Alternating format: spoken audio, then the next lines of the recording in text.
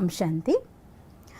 നമ്മുടെ ജീവിതത്തിൽ ഏറ്റവും അടുത്തതായിരിക്കുന്ന ആളുകൾ, എൻ്റെ എന്ന് ഞാൻ വിചാരിക്കുന്നവർ, ഇവരാണ് എൻ്റെ ലോകം എന്ന് ഞാൻ നിശ്ചയിക്കുന്ന ആളുകൾ, അവർ നമ്മളെ ചതിക്കുമ്പോൾ അല്ലെങ്കിൽ അവർ നമ്മളെ മോശമാക്കി പറയുമ്പോൾ, അവർ നമ്മളെ കുറ്റം പറയുമ്പോഴാണ് പലപ്പോഴും മനുഷ്യന്മാർ തകർന്നു പോകുന്നത്. മുന്നൊരിക്കൊരു കഥ ഞാൻ പറഞ്ഞിട്ടുണ്ടായിരുന്നു, നിങ്ങൾ ഓർക്കുന്നു ഞാൻ വിചാരിക്കുകയാണ്. ഒരു സ്വർണം ഒരിക്കൽ ഇരുമ്പിനോട് ചോദിച്ചു പോലും, എന്നെയും തല്ലുന്നത് ചുറ്റിയോ കൊണ്ടാണ്, നിന്നെയും തല്ലുന്നത് ചുറ്റിയോ കൊണ്ടാണ്, നീ എന്തിനാ ഇങ്ങനെ ബഹളം വെക്കുന്നത് എന്ന്. അന്ന് ഓർക്കുന്നുണ്ടാവും, നിന്നെ തല്ലുന്നതേ അന്യനാ, എന്നെ തല്ലുന്നതേ എൻ്റെയാ, അതുകൊണ്ടാണ് എനിക്ക് സഹിക്കാത്തത് എന്ന വാക്ക്. ഇരുമ്പിന് ഇരുമ്പ് കൊണ്ട് അടിച്ച് പരത്തുന്നത് കൊണ്ടാണ് ഇരുമ്പിന് വേദന സഹിക്കാത്തത് എന്ന്. ഇതുപോലെ ജീവിതം, ഈ യാത്ര മുന്നോട്ട് പോകുമ്പോഴും അങ്ങനെ തന്നെയാണ്.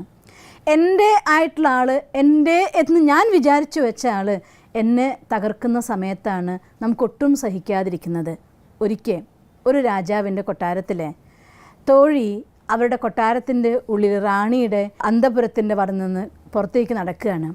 നടക്കുന്ന സമയത്ത് ആ തോഴിയുടെ പുത്രൻ കയ്യിൽ ഒരു കല്ല് പിടിച്ച് കളിക്കുന്നതായിട്ട് കണ്ടു.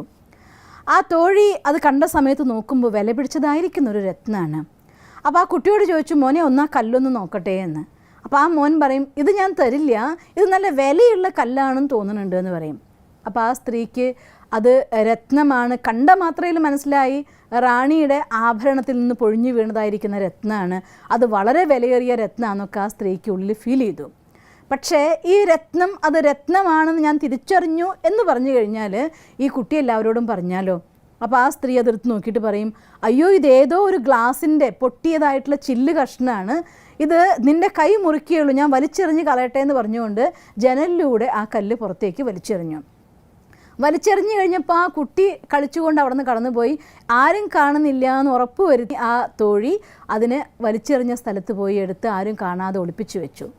അന്ന് കൊട്ടാരത്തിലെ സേവനങ്ങളൊക്കെ പൂർത്തിയായി തിരിച്ചു പോകുന്ന സമയത്ത് നേരെ ഒരു തട്ടാൻ്റെ അടുത്ത് പോയിട്ട് ഈ രത്നം കാണിച്ചുകൊണ്ട് ചോദിക്കും, ഇതിന് എന്ത് വില വരും എന്ന് ചോദിക്കുകയാണ്. അപ്പോൾ ആ തട്ടാൻ അത് നോക്കുമ്പോൾ അയാൾക്കത് കയ്യിൽ കിട്ടിയ വശം മനസ്സിലായി, അതൊരു വില പിടിച്ച രത്നമാണ്, എത്രയാവുന്നൊന്നും അയാൾക്കറിയില്ല, എന്തായാലും വില പിടിച്ച രത്നം എന്നുള്ള കാര്യം മനസ്സിലായി. ഇവർ കൊട്ടാരത്തിലെ തോഴിയാണെന്ന് അറിയാവുന്നത് കൊണ്ട് തന്നെ റാണിയുടെ ആഭരണത്തുമെന്ന് കൊഴിഞ്ഞു വീഴാനുള്ള സാധ്യതയാണ്. അതുകൊണ്ട് ഈ കല്ല് എനിക്ക് കിട്ടുകയാണെങ്കിൽ എൻ്റെ ജീവിതത്തിൻ്റെ എല്ലാ കഷ്ടപ്പാടും തീരും. പക്ഷേ ഈ സ്ത്രീ എനിക്കിത് തരാൻ പോകുന്നില്ലല്ലോ. അപ്പോൾ അയാളും ഒരു യുക്തി ഉപയോഗിക്കുകയാണ്. അയാൾ പറയും, കയ്യിൽ നന്നായി നോക്കിയിട്ട്, അയ്യോ ഇത് എവിടുന്ന് കിട്ടി, ഇതൊരു ചില്ല് കഷ്ണമാണല്ലോ, നിങ്ങൾ ഇതിനെയാണോ വില പിടിച്ച രത്നം എന്നാണ് എൻ്റെ അടുത്തേക്ക് കൊണ്ടുവന്നിരിക്കുന്നത്, റാണിയുടെ തോഴിയായിട്ട് പോലും രത്നം നിങ്ങൾ കണ്ടിട്ടില്ലേ എന്നൊക്കെ ഒരു ഡയലോഗ് അടിച്ചുകൊണ്ട് അയാൾ അതിനെ ജനലിൽ കൂടെ പുറത്തേക്ക് വലിച്ചെറിയും. അയാൾ നോക്കി വെച്ചിരുന്നു എവിടെ ഈ കല്ല് പോയി വീഴുന്നുണ്ട്. അങ്ങനെ തട്ടാൻ പറഞ്ഞപ്പോൾ ഈ തോഴി വിചാരിച്ചു, അത് എനിക്ക് അബദ്ധം പറ്റിയതായിരിക്കും, ഇങ്ങനെ ഞാൻ വെറുതെ മോശമായി പോയി എന്നൊക്കെ വിചാരിച്ച് അവിടെ നിന്ന് പോവും. ഈ സ്ത്രീ പോയി എന്ന് കണ്ടപ്പോൾ ഇയാൾ ഓടിപ്പോയിട്ട് ആ കല്ലെടുത്ത് ഒളിപ്പിച്ചു കൊണ്ടുവന്ന് വെക്കും. പിറ്റേ ദിവസം ആ രത്നവും കൊണ്ട് അയാൾ ഒരു രത്ന വ്യാപാരി അടുത്തേക്ക് പോകും. അയാളെടുത്ത് പോയിട്ട് ചോദിക്കുകയാണ്, നോക്കൂ ഈ രത്നത്തിന് എത്ര വില വരും എന്ന് ചോദിക്കുകയാണ്. അപ്പോൾ രത്ന വ്യാപാരിക്കും അത് കണ്ട വശം മനസ്സിലായി, അയാളുടെ കയ്യിൽ നിന്നായിരുന്നു ആ രത്നം പതിപ്പിച്ചതായിട്ടുള്ള ആഭരണം റാണി കൊണ്ടുപോയിട്ടുണ്ടായിരുന്നത്. അപ്പോൾ ഒരുപാട് വില പിടിച്ചൊരു രത്നം അത് തിരിച്ച് തൻ്റെ കയ്യിൽ ഫ്രീ ആയിട്ട് വന്ന് കിട്ടിയെന്ന് അയാൾക്കൊരു തോന്നൽ. അയാൾ ഉടനെ പറയുകയാണ്, ഇത് രത്നമൊന്നുമല്ല, ഇത് വെറും ഒരു ചില്ലിൻ്റെ കഷ്ണമാണ്, ഈ ചില്ലിൻ്റെ കഷ്ണത്തിന് നീ രത്നം എന്ന് പറഞ്ഞ് കൊണ്ടുവന്നിരിക്കുകയാണോ എന്ന് പറഞ്ഞുകൊണ്ട് അയാളും അതിനെ ജനലിലൂടെ പുറത്തേക്ക് വലിച്ചെറിയും. അയാളുടെയും ലക്ഷ്യം അത് പുറത്ത് വലിച്ചെറിഞ്ഞ് കഴിഞ്ഞ ശേഷം ഇയാൾ പോകുമ്പോൾ അത് പോയി എടുക്കണം എന്നൊക്കെ തന്നെയായിരുന്നു. പക്ഷേ ദുർഭാഗ്യമെന്ന് പറയട്ടെ, ആ രത്നം പോയിട്ട് വീണത് ഒരു കല്ലിലായിരുന്നു, അതിൽ തട്ടി അത് കഷ്ണം കഷ്ണമായിട്ട് അങ്ങ് മുറിഞ്ഞു പോയി. അപ്പം ഇതെല്ലാം കണ്ടുകൊണ്ട് ഒരു യാത്രികൻ, ഇവരുടെ കൂടെ തന്നെ ഇവരോരോരുത്തരും പോകുന്നതും കാര്യമൊക്കെ കാണുന്നൊരു യാത്രികൻ ഉണ്ടായിരുന്നു. അയാൾ ഈ രത്നത്തിനോട് പോയി ചോദിക്കുകയാണ്, അല്ല ഇവരെല്ലാവരും വലിച്ചെറിഞ്ഞപ്പോൾ ആദ്യം തോഴി വലിച്ചെറിഞ്ഞു, തട്ടാൻ വലിച്ചെറിഞ്ഞു, പിന്നെ മൂന്നാമതായിട്ടല്ലേ ഇവൻ വലിച്ചെറിഞ്ഞിട്ടുള്ളൂ, ഇവർ രണ്ടുപേരും വലിച്ചെറിഞ്ഞപ്പോഴും റാണിയുടെ ആഭരണത്തിൽ നിന്ന് പൊഴിഞ്ഞു വീണപ്പോഴും പൊട്ടാതിരുന്ന നീയെ എന്തിനാണ് രത്നക്കടക്കാരൻ വലിച്ചെറിഞ്ഞപ്പോൾ നീ പൊട്ടിച്ചെതറിയത് എന്തിനാണെന്ന് ചോദിക്കുകയാണ്. അപ്പോൾ കരഞ്ഞുകൊണ്ട് ആ പൊട്ടിയ കഷ്ണങ്ങൾ ഉത്തരം പറയുകയാണ് പോലും, ഇത് അറിയാവുന്നവർ അപമാനിക്കുമ്പോൾ അതിൻ്റെ വേദന എനിക്ക് സഹിക്കാനാവില്ല, മറ്റുള്ളവർക്ക് എൻ്റെ മൂല്യത്തെക്കുറിച്ച് ശരിക്കും അറിഞ്ഞുകൂടാ, ഈ രത്നക്കച്ചവടക്കാരന് എൻ്റെ മൂല്യത്തെക്കുറിച്ച് ശരിക്കും അറിയുന്ന എൻ്റെ ആളാണല്ലോ എന്നെ വലിച്ചെറിഞ്ഞത് എന്നെനിക്ക് സഹിക്കാനാവുന്നില്ല എന്ന്. ഇത് ഈ രത്നത്തിൻ്റെ മാത്രം കഥയല്ല, നേരത്തെ പറഞ്ഞ ആ ഇരുമ്പിൻ്റെ മാത്രം കഥയല്ല.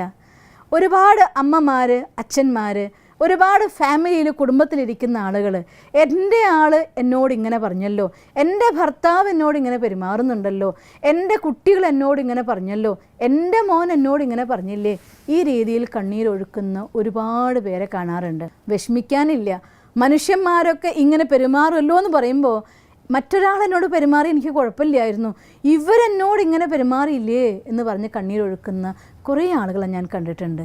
അവർക്ക് എല്ലാവർക്കും വേണ്ടി എനിക്കൊരു കാര്യം പറഞ്ഞു തരാനുണ്ട്. തീർച്ചയായിട്ടും ഒരു കാര്യം നമ്മൾ മനസ്സിലാക്കേണ്ടത്, ഈ ശരീരം എന്ന വസ്ത്രമെടുത്ത് ഈ ലോക നാടകത്തിൽ നമ്മൾ അഭിനയിക്കാൻ വേണ്ടി വന്നപ്പോൾ, ഈ സൃഷ്ടി നാടകത്തിൻ്റെ ആരംഭം മുതൽ അവസാനം വരെ ഇവരെൻ്റെ കൂടെ ഉണ്ടാകും എന്നാരും നമുക്കില്ല. 4 നാളേക്ക് ഈ ഒരു വേഷമിട്ടുകൊണ്ട് ഈ നാടകത്തിൽ അഭിനയിക്കാൻ വേണ്ടി നമ്മൾ വന്നു.